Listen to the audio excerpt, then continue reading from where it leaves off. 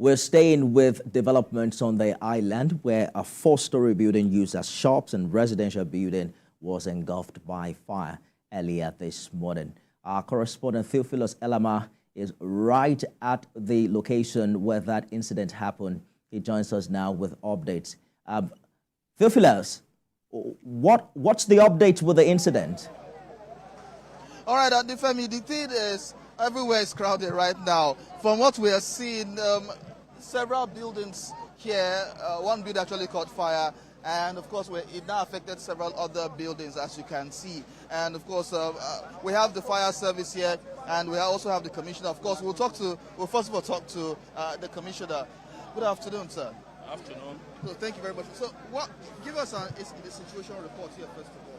Well, early this morning we have a phone call. There is a fire incident at Dosugun. And as at that time, I think it started from this collapsed building. That's the first stage of the fire. And then we are thinking, immediately we roll out our men within a short time from Ebutele here, and they started fighting the fire. But the situation has been so challenging in view of the fact that the substance that are stored in those houses are combustible, and it makes it very difficult for the firemen to quickly fight the fire. And that's why we are still here up to now. And we could say that because of those materials and the closeness of those houses, the fire has engulfed other 3 buildings.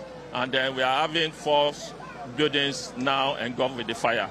And that's the situation for now. But to God be the glory, we have been able to subdue the fire by now. Thank you.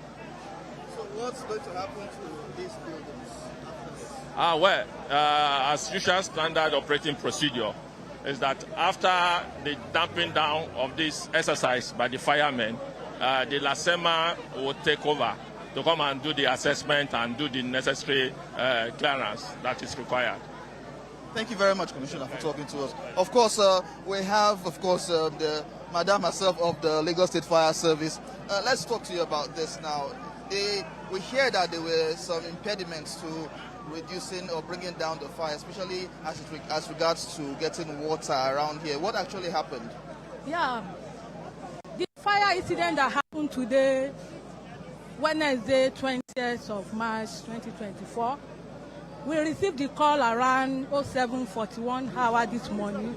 On getting here, we discovered that the 3 buildings were on fire simultaneously. The information we gathered was one of the buildings were installed with the fireworks since December. But we want to establish the fact after the operation. It was challenges for the firemen to be able to work because there are lack of crowd management. The policemen were on ground. They did what they could, but it was tough. They were not able to overcome the crowd. So there were crowd constraints as at the time we got here. Not only that, if you see the electrical wiring, the cable, we couldn't extend our area ladder.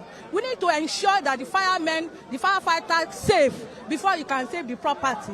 The fire we ought to have fought offensively. We couldn't do that because of the constraint. The proximity of the building really affected the operation as well, because there was a fire at the front of the middle building, which is the building number 49, and at the same time at the back of the building, but we couldn't get access to the back. We were only fighting the fire from the front.